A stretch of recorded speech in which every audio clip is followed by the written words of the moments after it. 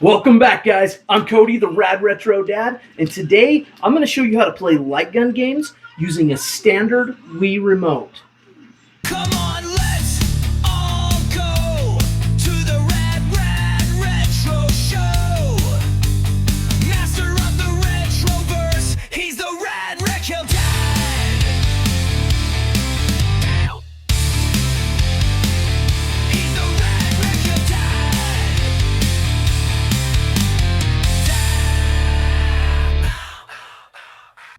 Alright guys, in this video, I'm going to show you guys how easy it is to connect your Wii Remotes to a PC and play light gun games right on your PC. But if you don't have a PC, you can just use your Nintendo Wii. There are some fantastic light gun games. House of the Dead 1 and 2 and Ghost Squad, just to name a few. But today's video, we're going to focus on connecting the Wii Remotes to a PC and playing light gun games on a Windows computer. All right, we're going to accomplish this by using a device called Wireless Sensor DolphinBar. This is a fantastic product, and it makes connecting your Wii Remotes to your PC super easy. It's as easy as hitting the sync button on both your Wii Remote and on this device. It's that simple. It really is. This not only connects your Wii Remotes, but it also acts as a Wii sensor bar. So you don't even have to buy a separate USB sensor bar. It's an all-in-one device. Before we get into my setup here, I want to talk about Wii Blasters. You want a good gun attachment for your Wii Remote. And the Nintendo Wii has a plethora of blaster attachments. You can get the official Nintendo blaster that was kind of like that two-handed thing. They're super cheap. You can usually find them at thrift stores or whatever. There's also like a shotgun, and I mean there's a ton of different gun attachments. But the one that I like the best is the Nyko Perfect Shot. This, it feels like you're holding a real gun. And that's what I really like about this. The other thing that I like about it is that on the bottom, it has the port so that you can connect your Wii Nunchuck to it, which is really great because some of these games require additional inputs. Most light gun games, you shoot off to the side and it will reload your game. But that's not the case with all light gun games, especially the newer ones that you can play on your PC. They need a dedicated button for reload. So you can connect your Wii Remote right to the bottom of this and map one of these buttons as your reload and one as like grenade. And you can also use your analog stick for the games that require you to like look around cover, for example, and map those to the analog stick. All right, so this one is my favorite official product that was released for the Nintendo Wii. This attachment costs about $20. As far as I know, you can't buy this new anymore. You have to get it used. eBay is going to be your best friend. If you own a 3D printer, a budget-friendly solution is to just 3D print an attachment for your Wii Remote. That's what I have done here. And I have to say, I almost like the feel of this one better than the Perfect Shot. It's got a little bit more beefy of a grip. And it's got, if you can see that, it's molded to, it kind of molds to your fingers. Now, I think kids would like the Perfect Shot better, and adults would like this. A little bit bigger hands, just kind of fits in the hand a little bit better. But the only downside to this particular attachment is that it clips on where the Wii Nunchuck would go. And one of the benefits of using a 3D printer is you can do multiple colors. I mean, you see a white version and a blue version here.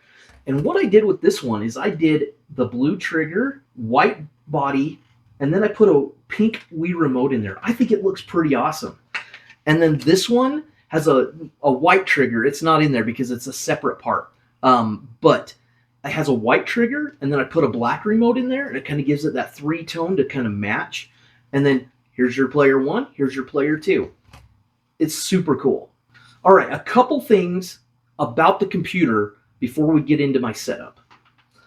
You might think that you need some big, beefy, high-end computer to run these games. And I'm here to tell you that's not the case. This computer that's running this Transformers game is probably 10 or 15 years old, and I bought it at a yard sale for $10. Just somebody getting rid of their old PC. Didn't have a hard drive, so I had to provide a hard drive. And what I did is I just had an old hard drive laying around, and I had an old NVIDIA GTX 750 video card that I just wasn't using. So I popped it in there, and the games run great on it. I do think that you need to have at least 8 gigs of RAM to run these games. And if you have a SSD hard drive, it will make your load times so much better. Like an M.2 solid state would make your load times like seamless probably for these games. So if you're using a mechanical hard drive like I am, just know that it does take a little bit longer to load the games. It's not as an instant pick up and play. Once you select your level, there is a little bit of a load time, which if you're doing it for your home, it doesn't really matter. So with that being said, if you've got an old laptop laying around, you've got just an old desktop that you just don't know what to do with, you can get GTX 750 video cards on eBay for like $30. And if you wanted to go a little bit higher, I mean, those older cards, nobody is really wanting them and using them anymore. So they're super cheap and they're perfect for projects like this. Now let's take a look at the setup. All right, so here is my Atari pedestal. And it's got an official Atari Fight Stick controller with a full-size arcade trackball in the middle. This was a product from Micro Center, and I got this, I don't know, 5-6 years ago, and I don't think that you can buy this new anymore. So if you wanted this particular one for your arcade, you'd have to go to eBay to get it. And then I've got a 40-inch monitor. And it's nothing special. This is like our old TV. I just salvaged it when we upgraded. So it's a 1080p. And most of these games, they run at 1080p or lower resolution. Right here is the DolphinBar, and you have multiple options for mounting. I found that it works best if it's like right up next to the screen rather than hanging clear down here about 4 inches. It's just, it calibrates from the exact bottom of the screen. So the closer you can get it there, the better. And you don't have to be perfect with it. And then right down here is that computer I was showing you, running a GTX 750 video card. And I have 16 gigs of RAM in this, but I think that you could get away with 8. Okay, so the first thing that we need to talk about is connecting your Wii Remote to the DolphinBar. And this is accomplished simply by pressing this sync button right here. And when you press it, it will blink. And that will mean that it's in pairing mode. Once it starts blinking, you just push that little red button on your remote. And I'm not going to do it because I set it up and I've got the whole system set up to all my games set up to this. But if you disconnect it and reconnect it, you have to reset up your controller. So I'm not going to do that. But just know that it will immediately connect. And this light will keep blinking for a little bit of time, and then it stops. Because it'll search for more than one Wii Remote. So for the DolphinBar, there is no software. You just plug it in, it will install a driver, and it's ready to go. And once you connect your Wii Remote to it, you're ready. Now, if you want to play your games single player, you're good to go. This will emulate it just like it's a mouse. This will be like click, right click, etc., etc. And you can just go in and set up your controls for your games. And we'll get into that a little bit here in a minute. All right, once your controller is connected, we're going to use a couple different programs for my setup, and I have them loaded up here. The first is TeknoParrot. This is basically like a modern day arcade emulator, but it's a little bit more than that, to be honest with you. I will leave a link in the description to the TeknoParrot website where you can download this program. As for the games, you're going to have to search Google for them yourselves. I'm not going to do a full tutorial on TeknoParrot. We're going to focus more on the controls. I may do a tutorial on TeknoParrot in the future, but there are numerous tutorials already on YouTube. I'm not sure that I need to actually do that. You guys can search for how to set up TeknoParrot on YouTube, and you will find something that will be very useful to you. The second program that we're going to use is called Touchmote. And again, I'll leave a link in the description. Matter of fact, I'll leave a link in the description to everything I talk about, from the controllers to the DolphinBar. Everything will be linked in the description. I always link everything I talk about in the description. So if you ever have any questions about it, just go to the description and you can find a link. All right, Touchmote. What this program does is it will detect every Wii Remote that is connected to your PC. This program is cool because it allows you to program all kinds of different functionality to your Wii Remotes. For example, you can program it to be a mouse and a keyboard at the same time. So you can map mouse function and keyboard function to it. But what we're going to use it for is emulating an Xbox 360 controller. So those are the two programs that we're going to use. Now, if you want to just play your game single player, and you don't want it, and you have no reason to set up a second gun, you can just connect it and you're ready to go. It's already emulated as a mouse, and you can set it up in your controllers. The problem is that when you connect a second controller to this bar, Windows will not detect it as a second mouse. So let me show you kind of what I mean. So we're just going to pick a random game that I haven't set up yet. So we're going to go to Go Squad, and we're just going to click on Controller Setup. And right here on the Player 1 settings and Player 2, you see Light Gun. And you don't see like an X and Y axis to program. You just click this down, and you can choose a mouse as the cursor. And I've actually got 3 different mice hooked up to this computer right now. I've got the DolphinBar, obviously. I've got this trackball that's also a mouse, and then I've got this Logitech mouse. The trackball is just Windows mouse. Simple as that. Logitech is this one. And then the third one is this one. It usually says DolphinBar. I'm not sure why it says Compliant Mouse. It might be because I'm running this program right here. All you're going to do is just select DolphinBar as your mouse. And then you just program your other buttons using your Wii Remote. So you got your trigger, you got your start, you got like grenades and different actions that you can program to the Wii Remote and to the nunchuck. But again, if you have multiple Wii Remotes connected to the DolphinBar, it will only appear as one mouse input in this program. That's a problem if you want to play 2-player. So to solve that, we use Touchmote. And you go into Settings, go to Controller Config, and I'll show you the one that I've got set up.